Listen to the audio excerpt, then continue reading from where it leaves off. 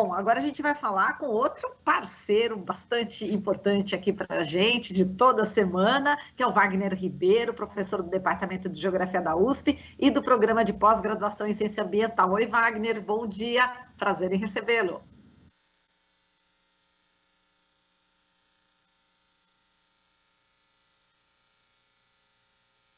Oi, Wagner.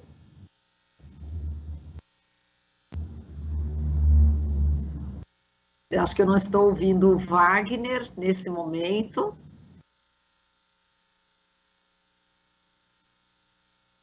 Oi, Wagner. Acho que eu vou ter que voltar para você aí, Glauco, porque a gente vai ter que fazer essa reconexão aqui com o Wagner Ribeiro, nosso colunista. Agora sim, Wagner, tudo bom? Estou te ouvindo. Você estava me ouvindo? Coisa de internet, estava tudo ligado. Enfim, voltou. Agora sim.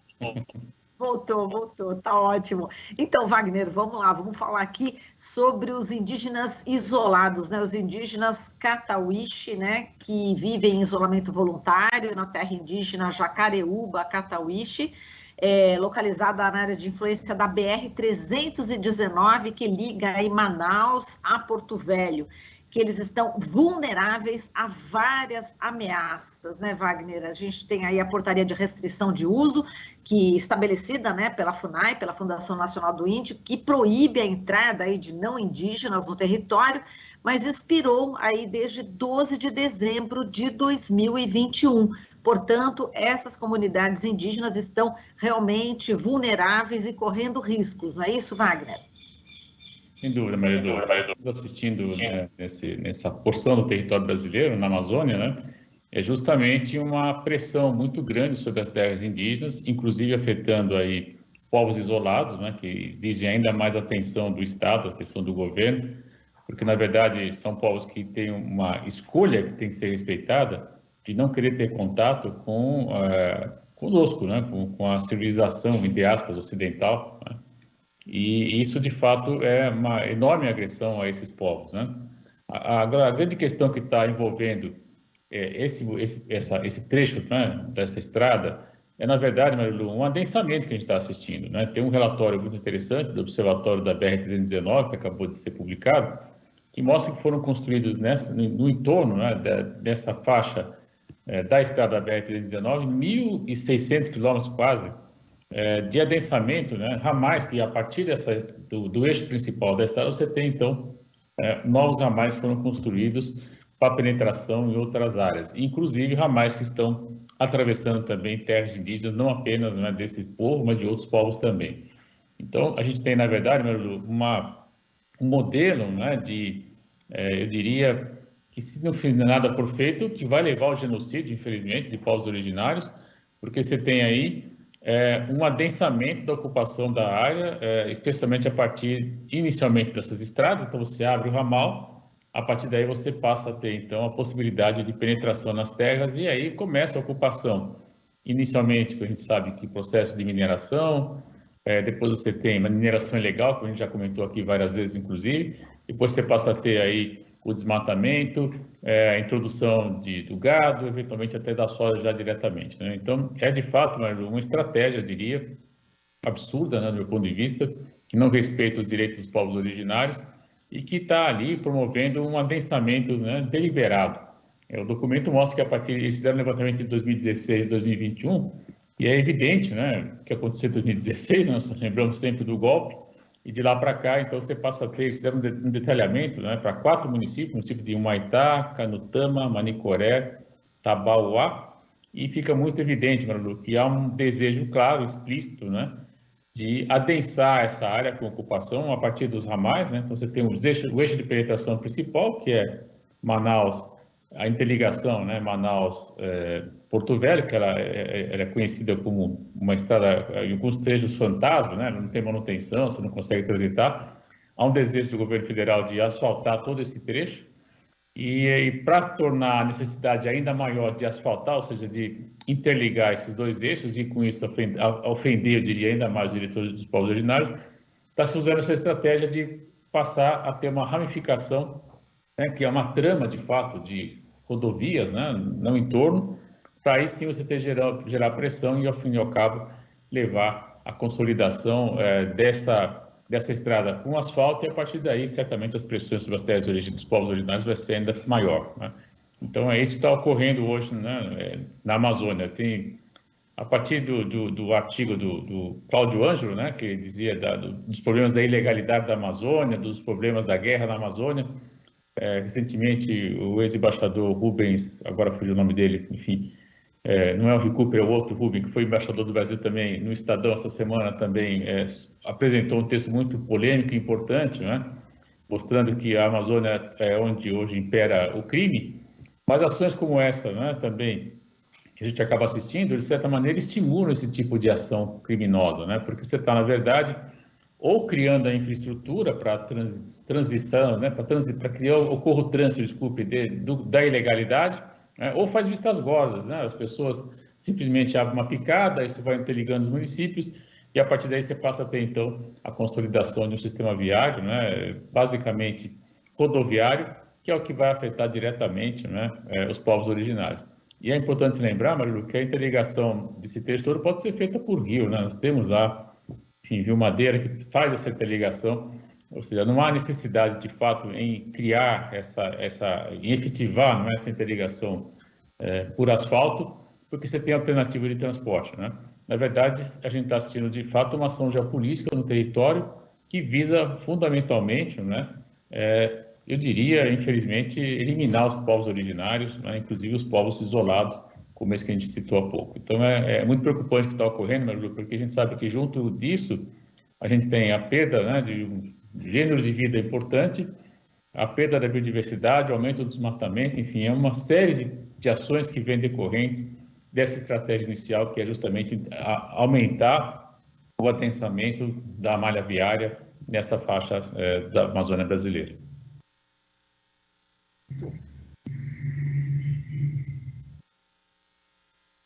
E agora eu que te escuto, mas eu tô abrindo aqui o microfone e às vezes ele não me obedece, esse cursor aqui, mas tudo bem.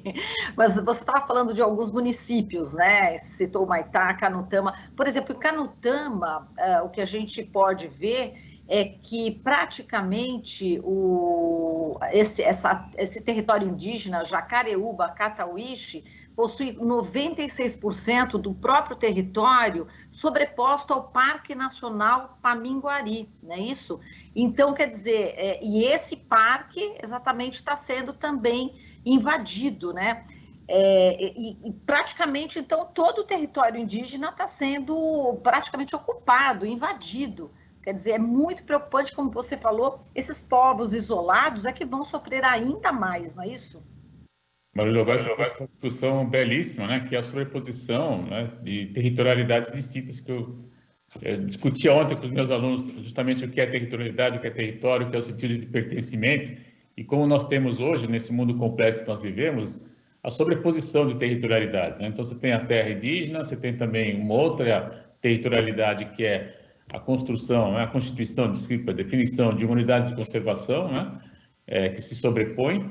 Então, você tem na terra indígena um determinado fim, uma determinada finalidade, né, a garantia dos povos originários. Com a unidade de conservação, você tem a garantia dos processos naturais, né? Nós sabemos por diversos estudos que hoje as terras indígenas elas têm menos desmatamento, elas são melhor conservadas, melhor preservadas do que as próprias unidades de conservação. Então, essa sobreposição não é de todo ruim, ao contrário, né? Mas quando você tem a ignorância disso tudo e a introdução da malha viária, você está, na verdade, né, afrontando duas organizações territoriais reconhecidas na Constituição brasileira, que é justamente as terras indígenas e também as unidades de conservação, né? E, enfim, então é de fato muito interessante você trazer essa questão, porque mostra que, além de afetar os interesses dos povos originários, inclusive dos povos isolados, né, também está afetando diretamente o interesse do brasileiro, né, da brasileira, né, da população do Brasil, porque, como nós já dissemos várias vezes, o artigo 225 da Constituição preza claramente que nós devemos preservar as condições ambientais para as gerações atuais e para as gerações futuras, né? Quando você começa a promover o adensamento, inclusive em áreas onde você tem unidades de conservação, né, federais, a gente vê claramente que está se afrontando, né? E o mapa, eles fizeram, geraram até mapas, não sei se é possível até projetar eventualmente aí, Mas é muito interessante, né? Ele mostra justamente a estrada cortando uma unidade de conservação federal, né? E isso, de fato, afronta, mais uma vez, a Constituição brasileira, né? Porque nós não poderíamos estar tendo esse tipo de intervenção como já está ocorrendo nos últimos 5 anos, né? Então, de fato, do meu ponto de vista, um projeto geopolítico, sim, de ocupação do território e consolidar esses ramais rodoviários, e a partir daí, fundamentar ainda mais a necessidade do asfaltamento interligando as duas capitais, e a partir daí você vai ter, então, a consolidação, né, desse projeto e de expulsão mesmo dos povos originários na Amazônia. Isso é lamentável, né? Afronta os interesses deles, afronta os interesses da população brasileira, e é muito importante que esse documento tenha sido trazido à tona agora. Eu achei que era por bem discutir essas questões aqui também em toda a rede Brasil Atual. Com certeza, aqui, com certeza, Wagner. Bom, essa situação toda, né, foi denunciada também pelo Ministério Público Federal, né, em março, mas nenhuma medida foi tomada. É claro, temos ainda 5 meses de governo e nenhuma medida será tomada, pelo que a gente prevê, não é isso, Wagner? É esperar as eleições mesmo, né? Maria, eu estou muito inquieto, porque eu acredito que até janeiro a gente vai ter aí muitas surpresas, né? Enfim, eu estou bastante apreensivo com esse período do ano, porque é o momento onde espero, né, seja indicado outro presidente por meio das eleições diretas, e a partir daí a gente vai ter espero, né, um novo Brasil a partir do ano que vem. E nesse momento de fim de mandato, tudo pode acontecer, né? Eles têm a caneta, têm o poder, têm o Congresso a seu favor, enfim, a gente tem aí de fato um momento bastante crítico, né? Eu costumo dizer para os meus alunos, a gente tem que tomar muito cuidado com os meses de dezembro, em especial o mês de dezembro de fim de mandato, né? Que é onde a famosa canetada ela corre solta, você tem aí decisões às vezes que comprometem, né? 10, 15, 20 anos para frente, então é preciso estar muito atento. De todo modo, Marilu, o estrago nessa porção do território brasileiro já está feito, né? Você tem 1.600 quilômetros de estradas postas, né? Você vai dizer, não, mas a estrada vicinal, isso pode eventualmente... Veja, quando você começa a criar a possibilidade de trânsito, né, de pessoas, inclusive do que é ilícito, você, na verdade, começa a consolidar o modelo de ocupação do território, do meu ponto de vista, é o que se pretende, né? E, ao mesmo tempo, tornar inviável as demais formas de vida que lá ocorrem, inclusive, especialmente, os agrupamentos indígenas, né? Então, de fato, algo que está sendo construído. Para quem fala que esse governo não tem projeto, etc., não, tem sim, está implementando, né? E é um projeto bastante, eu diria, que afronta os interesses das comunidades originárias e também da população brasileira. E isso está sendo feito aí sem muita visibilidade, sem muita divulgação. Por isso que eu acredito que trazer esse tema aqui para a Rede Brasil Atual é muito importante para a gente ficar atento, né, daqui até o final do ano, com tudo que pode acontecer e ser intensificado em termos de desmatamento, de afronta aos interesses dos povos originários. Acho que temos aí, Marilu, que está com a lanterna ligada, né, e iluminando essas questões, porque elas serão, do meu ponto de vista, infelizmente, ainda mais frequentes, né, até o final do ano, pelo menos. Exato. Bom, para pesquisar aqui todo esse tema, né, para conversar com você, eu estava vendo uma reportagem aqui do Repórter Brasil e vou colocar um dado aqui só para você comentar. Olha só, ele diz o seguinte nessa reportagem, né, que o projeto de reconstrução da BR-319 foi desengavetado pelo Bolsonaro e foi proposto nos governos do Fernando Henrique Cardoso, do Lula e da Dilma, e todos esbarraram aí na questão ambiental. Agora, o plano do Bolsonaro realmente é ocupar a qualquer custo, né? Enfim, essa área, tramitando a toque de caixa, né, no Departamento Nacional de Infraestrutura de Transportes, o DENIT, do Ministério de Infraestrutura, que atropela a legislação e ignora a necessidade de ouvir as comunidades antes das obras. E este dado que eu vou colocar agora é incrível, porque eles dizem o seguinte, né, o Repórter Brasil, que o projeto também encontrou no Judiciário um aliado para driblar as exigências ambientais que há anos impedem a reconstrução. Trata-se de Humberto Martins, presidente do Superior Tribunal de Justiça, que é próximo a Bolsonaro e chegou a ser considerado pelo presidente para uma vaga no STF. Está aí um pouco também das explicações porque tudo isso está acontecendo, né, Wagner? Nós estamos falando aí de um conjunto, né, de interessados, né, que é pequeno, e que, do meu ponto de vista, afronta o interesse geral, né? Então, É claro que quando a gente fala e discute isso com os alunos, por exemplo, né, veja, qual é o bloco do poder, né, que está, de alguma maneira, influenciando e tomando as decisões, né?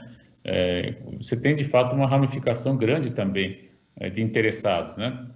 Que passa por donos de terra, que passa pelos negócios ilícitos na Amazônia, que passa por mineração, que passa por quem quer desmatar, enfim, é um conjunto todo, né? E foi muito bem importante você trazer, né, que desde o governo Fernando Henrique há esse interesse de recuperar essa faixa, né, que interliga as duas capitais. Ninguém aqui é contra você ter a interligação das capitais, mas a pergunta é se precisaria ser do modelo rodoviário. Essa é a pergunta, né? Nós temos outros países do mundo, eu não gosto de usar essa expressão, mas enfim, que adotam, né, esse modelo de transporte hidroviário, né? Nessa porção da Amazônia é possível manter esse modelo, ele já existe, precisamos manter, né? Por que nós vamos incrementar o rodoviarismo, né, numa faixa? Porque, evidentemente, o rodoviarismo ele implica necessariamente você ter uma infraestrutura, né, que são as estradas, tudo que vem junto com a estrada, então você vai pensar em posto de combustíveis, serviços, etc., que passa de mecânicos, borracharia, enfim, você começa a consolidar, na verdade, a presença no território e, evidentemente, que essas atividades não são compatíveis com quem vive nessas áreas, né? E aí você começa, então, a ter o conflito, né, essa disputa territorial, que é de fato inerente, né, à condição de quando você tem aí projetos distintos sobre uma mesma área. Então, você tem uma área que está posta, você tem ali povos originários, você tem interesse da conservação ambiental, comunidades de conservação.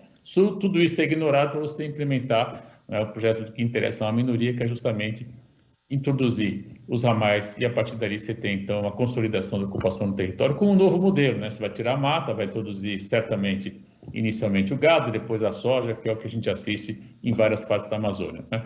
Esse modelo, Marilu, ele está se mostrando muito danoso à sociedade brasileira, isso precisa ser dito, né? Nós tivemos esse modelo sendo implementado em porções do Mato Grosso do Sul, algumas porções da Amazônia, Rondônia mesmo, você tem hoje indicadores de desmatamento muito elevados, né? Então, isso não é mais um modelo adequado, diria eu, para a ocupação da Amazônia, mas infelizmente se insiste, né, nesse modelo que é lá do século XIX, começo do XX, enfim, que foi implementado com muita força na ditadura militar, por exemplo, né, todo esse traçado que a gente está comentando, né, ele vem dos projetos dos militares de ocupação da Amazônia por meio da ignorância da presença de povos originários, como se não existisse no mapa, né, passa por cima. Então, é de fato um modelo atrasado, que não é um modelo do século XXI, aquele que conserva o ambiente, aquele que respeita os processos naturais, aquele que respeita os processos e os serviços socioambientais, né, que os povos originários apresentam, né, que mantém a floresta em pé, que faz com que a chuva que ocorre na Amazônia chegue até o sul-sudeste. Enfim, é de fato, né, uma forma de olhar para a Amazônia completamente errada, eu diria, anacrônica, que não é compatível com o século XXI. Tá certo, Wagner. Tá, agora a gente termina a nossa conversa aí, tá escutando um pouco agora, a Petra já se manifestando aqui com a gente. Está se manifestando, já terminou a entrevista. Wagner, muitíssimo obrigada aqui, né, por compartilhar todo esse seu conhecimento com a gente, e cada vez que você vem aqui a gente aprende muito, viu? Muito obrigada, um forte abraço para você, Wagner, até semana que vem. Oportunidade aí de quase 5 anos agora de junho, completamos 5 anos de colaboração, e para mim é uma enorme satisfação, uma grande responsabilidade, eu agradeço muito a confiança. Muito obrigada. Vamos comemorar uma hora aí, hein, com o bolinho, hein? Esses seus 5 anos aqui na Rádio Brasil Atual e agora junto com a TVT. Um forte abraço, viu, Wagner? E muito obrigado por esses 5 anos, viu? De intensa colaboração, uma parceria que deu certo. Um beijo para você. Até a próxima. Até a próxima. Falamos aqui com o Wagner Ribeiro, professor do Departamento de Geografia da USP e do Programa de Pós-Graduação em Ciência Ambiental. Você está ouvindo Jornal Brasil Atual. As notícias que os outros não dão.